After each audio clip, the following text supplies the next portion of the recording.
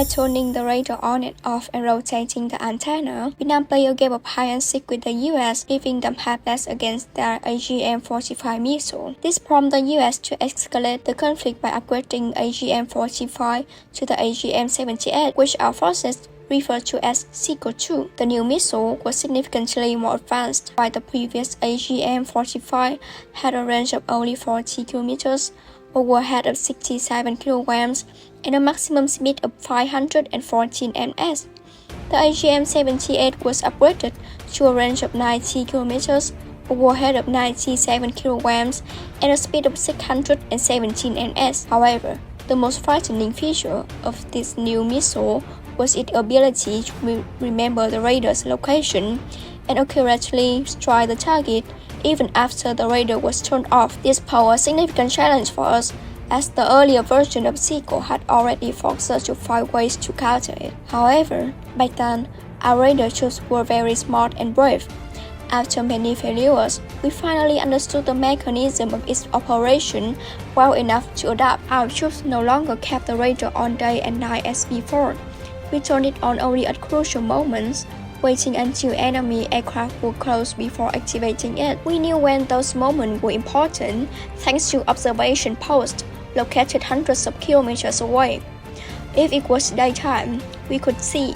We could use optical sight. If visibility was poor at night, we had to turn on the radar. For example, in Nghệ An, if troops spotted aircraft heading towards Hanoi, they would call the troops in Thanh Hóa to prepare for the worst-case scenario. If nothing unusual happened, the Thanh Hóa troops would report to Ninh Bình and relay information to Hanoi when estimating the time it could take for the aircraft to reach our capital. We could only turn on the radar when the aircraft were nearing Hanoi. This multi-layer defense required us to work much harder, but it significantly reduced the effectiveness of enemy aircraft carrying missiles. The question arises, why do we still have to turn on the radar but avoid missile hit?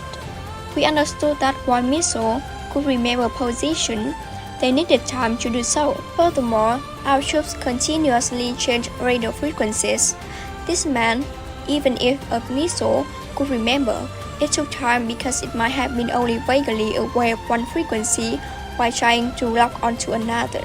We performed the frequency changes by quickly scanning enemy aircraft at frequency A to identify targets, then turning it off. We would switch to frequency B and turn the radar back on. This continued until we were certain we could not shut down the aircraft. Unlike before, when we had to operate on a very wide field, our multi-layer defense allowed it to form a much smaller operational area. This made it easier to intercept enemy aircraft. Understanding how to counter missiles allowed us to penetrate one layer of the B52's defense because their flight formations often included smaller aircraft in front to neutralize dangers. So, dealing with the B52 was just a matter of time. Our forces applied various methods, not just missiles. The first tactic was to evade, as avoiding an elephant isn't embarrassing, and avoiding a lion isn't daunting during operations.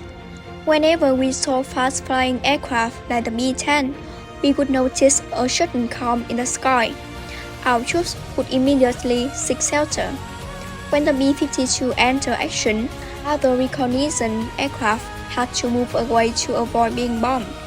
Additionally, our ground troops had clever tricks to evade the B-52 bombed according to radar coordinates.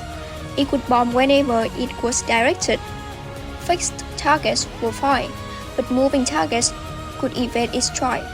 Therefore, when moving, our troops absolutely avoided traveling on smooth, easy-to-navigate paths.